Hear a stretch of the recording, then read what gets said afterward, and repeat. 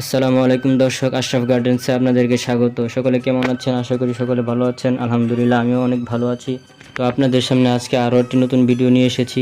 বন্ধুরা, ভিডিওতে দেখতে পাচ্ছ কত সুন্দর লাল লাল টুকটুকে আম, আর এই আমটির নাম হচ্ছে আমেরিকান রেড পালমার। তো আজকে আমরা এই আমগুলো পারবো এবং পেরে তোমাদেরকে দেখাবো, আর তোমরা ভিডিওটা দেখতে থাকো আমাদের এই ভিডিওটি কিরকম হয়। তো এই যে দেখতে পাচ্ছ আমাদের এই আমগুলো পারতেছি, মাশাআল্লাহ খুবই সুন্দর, খুবই সুন্দর কালার। তো এই আম গাছটাতে গত বছর আমরা 3টি ফল কালেক্ট করেছিলাম।